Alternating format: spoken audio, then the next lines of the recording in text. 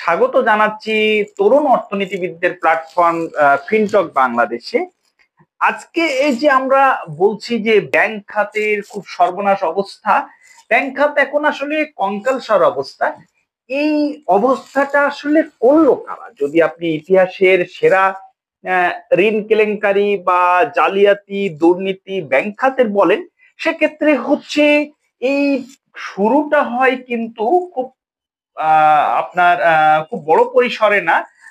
2011-12 সালের দিকে হলমার্ক কেলেঙ্কারি, যেটা সারা বাংলাদেশকে নাড়া দিয়েছিল, আন্তর্জাতিক মিডিয়াগুলো নিউজ করছিল।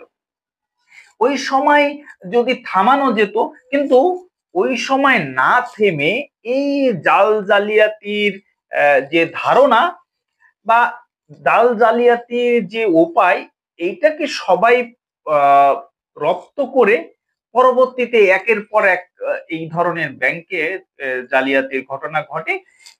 এর পরের ঘটনা হয় হচ্ছে জনতা ব্যাংকের অ্যাননটেক্স, যেগুলো ইতিহাসের একটা অন্যতম বড় ঋণ জালিয়াতির কথা বলা হয়। তারপরে আছে হচ্ছে বেক্সিমকো, ও হচ্ছে জনতা ব্যাংক থেকে বড় অঙ্কের ঋণ জালিয়াতি করে। কোন কোন ক্ষেত্রে বলা হচ্ছে যে সেটা 80 কোটি টাকা। আবার এর পরে সব শেষ, সবাইকে ছাপিয়ে এস আলম 5টা ব্যাংক থেকে প্রায় 2 লাখ কোটি টাকা তুলে নেয়। এইগুলোই হচ্ছে আসলে ইতিহাসে, বাংলাদেশের ইতিহাসে আজকে যে 6,44,000 কোটি টাকা।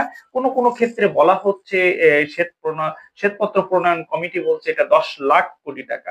তো এই যে জাল জালিয়াতির পিছনে আসলে এই ইতিহাসের বড় বড় এই কেলেঙ্কারি মূল হিসাবে, মূল নায়ক হিসাবে পরিগণিত।